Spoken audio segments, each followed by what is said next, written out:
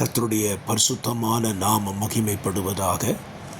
ஆசீர்வாதமான ஒரு நல்ல காலை நேரத்திலேயும் அனுதின மன்னா என்ற வேத தியானத்தினால் உங்களை சந்திப்பதில் மிகுந்த சந்தோஷம். இன்றைக்கான தியான வசனம் நீதிமொழிகள் 19:2.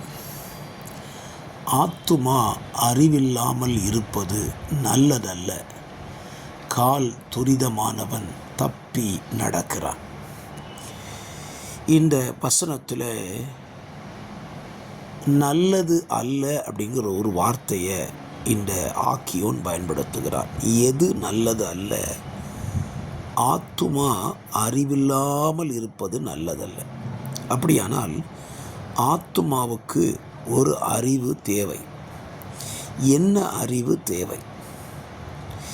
ஆத்துமாவுக்கு தேவையான ஒரு அறிவு, இந்த ஆத்துமாவுக்கு அழிவே கிடையாது. அதை முதலாவது ஒவ்வொரு ஆத்துமாக்களும் புரிந்து கொள்ள வேண்டும். நம்முடைய சரீரத்துக்கு அழிவு இருக்கிறது. நம்முடைய ஆத்துமாவுக்கோ ஆவிக்கோ அழிவே கிடையாது. இதை நாம் புரிந்து கொள்ள வேண்டும்.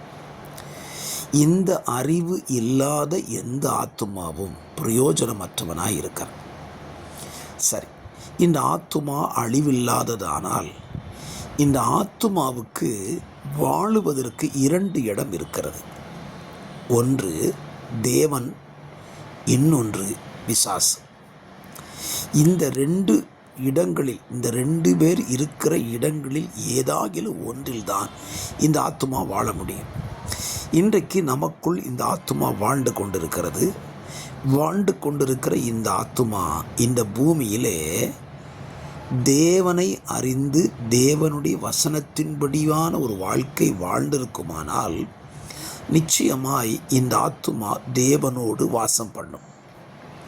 அப்படி இல்லாத பட்சத்தில் இந்த ஆத்துமா தெய்வத்தை அறியாமல், தேவனை ஏற்றுக்கொள்ளாமல், தன்னுடைய விருப்பத்தின்படி வாழ்ந்திருக்குமானால் அந்த ஆத்துமா போய் வாழப்போகிற இடம் என்பது பிசாசினுடைய ஆதிக்கத்தின் கீழ். உங்களுக்குள்ளே ஒரு கேள்வி எழும்புகலாம். ஆத்துமா எனக்குள்ளே தான் வாழுகிறது என்று சொன்னீர்கள் அல்லவா? அப்படியானால் இந்த ஆத்துமா இந்த 2 இடங்களுக்கு எப்படி போகும்? இந்த அறிவு உங்களுக்கு தேவை. எனக்குள்ளும் உங்களுக்குள்ளும் இப்பொழுது வாழ்ந்து கொண்டிருக்கிற ஆத்துமாவுக்கு ஒரு இருப்பிடம் இருக்கிறது. அதுதான் நம்முடைய சரீரம். இந்த சரீரம் இருக்கும் காலம் வரைக்கும் இந்த ஆத்துமா நமக்குள் வாசம் பண்ணி கொண்டிருக்கிறது.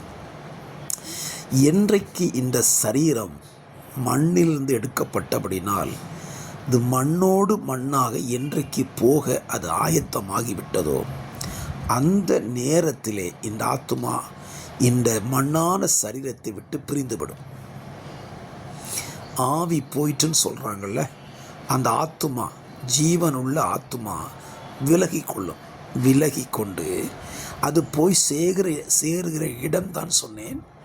இந்த உலகத்தில் அந்த ஆத்துமா தெய்வத்தை அறிந்து தெய்வம் சொன்ன வசனத்தின்படி வாழ்ந்து தெய்வத்துக்கு பிரியமாய் அந்த ஆத்துமா ஜீவித்திருக்குமானால் அது தேவனோடு வாசம் பண்ணும்.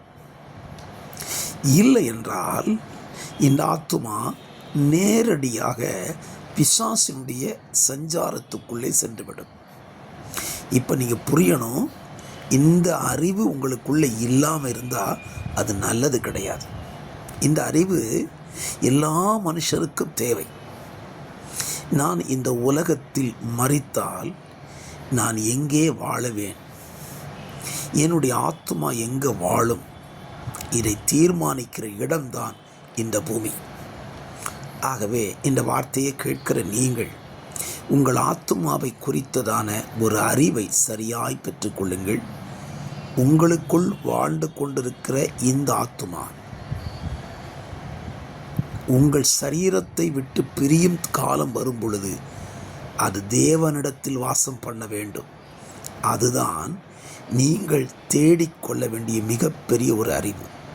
ஆகவே ஆத்துமாவை குறித்த அறிவு ஏராளம் இருக்கிறது. தியானியுங்கள். உங்கள் ஆத்துமா தேவனோடு வாழ்வதற்கான காரியத்தை இந்த பூமியில் தந்த நாட்களில் செய்துவிடுங்கள். அது உங்களுக்கு நன்மையாக இருக்கும். ஆண்டவர் தாமே இந்த வார்த்தைகளினால் உங்களை ஆசீர்வதிப்பார். ஆமென்.